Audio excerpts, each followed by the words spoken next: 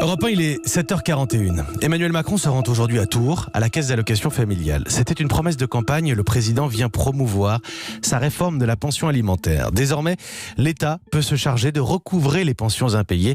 On en parle avec Sybille Golac, sociologue, chercheuse au CNRS, co-auteur du Genre du capital aux éditions de La Découverte. Le tête-à-tête. Mathieu Béliard. Bonjour Sybille Golac. Bonjour. Le postulat de départ de votre travail, c'est de dire que la famille, en tant qu'institution, en tant qu'organisation sociale, c'est un lieu de reproduction des inégalités hommes-femmes, encore aujourd'hui, c'est bien ça ? Oui, c'est ça. Et ce qui nous réunit aujourd'hui, c'est cette réforme de la pension alimentaire. Désormais, les mauvais payeurs ont affaire directement à leur caisse d'allocation familiale. Les CAF se chargent de récupérer auprès d'eux les impayés.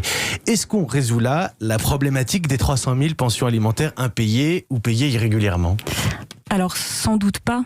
Pourquoi sans doute pas ? Parce que en fait, cette annonce, elle s'inscrit dans une histoire longue qui commence en 75 par les premières mesures de recouvrement de pensions alimentaires et qui se poursuit, notamment qui a été pas mal relancée depuis 2013, avec toujours le même type d'annonce. Donner à la CAF le rôle de recouvrir les pensions alimentaires impayées et de verser aux femmes qui perçoivent pas les pensions qu'elles devraient percevoir la fameuse allocation de soutien familial, qui est de 115 € par mois et par enfant à la place. Alors la sociologue Émilie Bilan, qui a écrit un livre qui s'appelle « Gouverner la vie privée », elle parle de ce point de vue-là de relance en trompe-l'œil du recouvrement des pensions alimentaires, parce qu'en fait, on creuse un sillon d'un outil, la CAF, qui apparaît finalement assez faible pour recouvrir les pensions alimentaires. Et il y a des pays qui ont fait d'autres choix, notamment le choix que ce soit le Trésor public qui prélève à la source les pensions, qui sont les CAF. beaucoup plus efficaces que les CAF. Il faut bien comprendre comment ça va se passer aujourd'hui. On va essayer d'être concret. Un couple divorcé, je dis le mari et la femme parce que dans une écrasante majorité des cas, ce sont des maris qui ne versent pas les pensions alimentaires. Aujourd'hui, la femme pourra se retourner vers la CAF pour demander à ce que la caisse d'allocation familiale saisisse sur le compte en banque de l'ex-mari l'argent, c'est bien ça ? C'est ça. Sauf que la CAF, pour faire ça, elle doit aussi vérifier que ce mari, il a effectivement les moyens de payer. Et là, la CAF, à part pour les maris qui sont déjà ses allocataires et donc dont elle contrôle déjà les revenus, elle a très peu de moyens de contrôle, comme je le disais par exemple par rapport au Trésor public.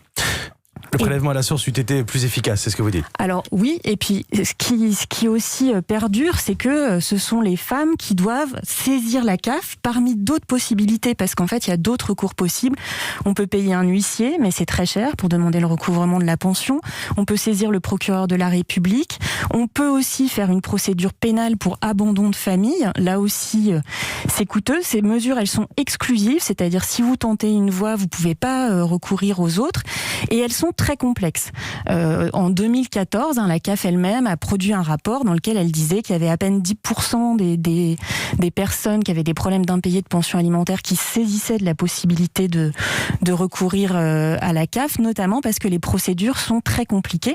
Et ça c'est un problème récurrent, c'est que ce sont donc en général les femmes, en tout cas la personne qui a la charge des enfants et qui doit se faire payer une pension alimentaire, qui se retrouve aussi avec la charge de procédures administratives très lourdes, alors que, comme je le disais, quand il y a un système de prélèvement à la source, c'est l'administration directement qui a affaire au débiteur, à celui qui paye mal, et qui du coup prend en charge ce processus très très lourd.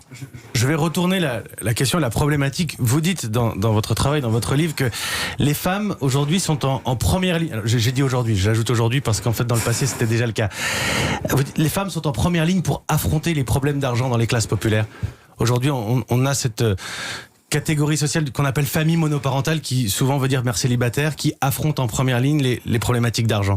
Oui, alors ça c'est le cas aussi quand elles sont en couple, c'est elles qui gèrent l'argent, mais ce sur quoi on insiste avec ma collègue Céline Bessière, c'est que donc les femmes s'occupent des enfants, avant comme après la séparation en général.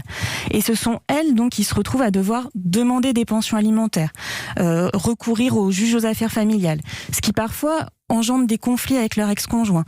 Quand vous avez une décision de pension alimentaire, il est en général précisé que vous pouvez la revaloriser chaque année en fonction de l'inflation. Là encore, il va falloir que la mère qui s'occupe seule de ses enfants se tourne vers son ex-conjoint, lui demande est-ce que tu veux bien qu'on calcule l'augmentation liée à l'inflation. Ce que vous avez l'air de dire, c'est qu'il faudrait que ce soit automatique en fait, tout ça, que ce soit un peu informatisé, un peu modernisé. Tout à fait, que ce soit automatisé, parce que pour l'instant, on est dans des situations où la femme, donc soit s'adresse à son ex-conjoint au travers de la justice pour demander une pension, c'est-à-dire qu'alors même que c'est elle qui s'occupe des enfants, elle se retrouve à demander, à faire appel à la générosité. On le voit quand on assiste aux audiences aux affaires familiales, ce qu'on a fait avec toute une équipe de chercheurs et de chercheuses. Eh bien, les juges ont ces formules. Ils disent monsieur, quelle est votre offre et qu'est-ce que vous seriez prêt à donner. Donc l'homme se trouve en position de bon prince, il offre quelque chose, et la femme en position de demandeuse.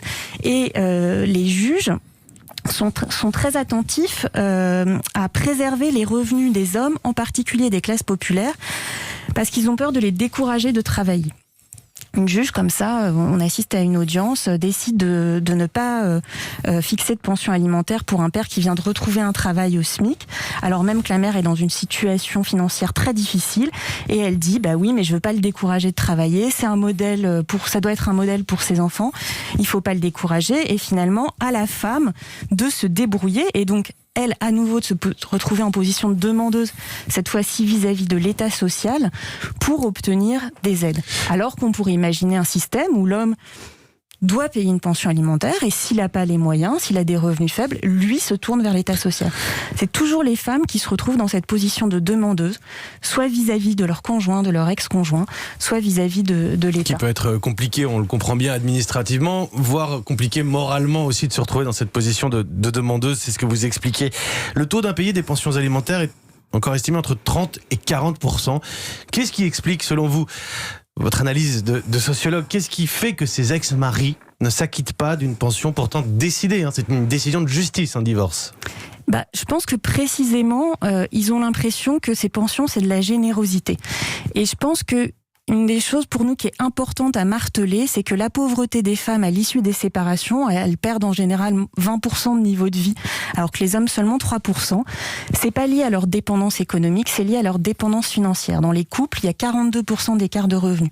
Pourtant, si on additionne le temps de travail domestique et le temps de travail professionnel, les femmes travaillent 54 heures, les hommes 51 heures. Oui, mais je me permets de vous couper la parole. Oui. La pension alimentaire, elle est là pour aider dans l'entretien, l'éducation des enfants, si j'ose dire. Oui. Il y a déjà ce qui s'appelle la prestation compensatoire pour rééquilibrer les inégalités de revenus. Oui, mais alors la prestation compensatoire, c'est seulement pour les couples mariés, c'est seulement dans un cinquième des cas qu'elle est fixée. Elle a un montant relativement faible. Pourquoi ? Parce qu'elle doit être versée sous forme de capital. Donc il n'y a que les hommes qui ont beaucoup de liquidités au moment du divorce qui peuvent la payer. Donc elle rétablit pas du tout la situation.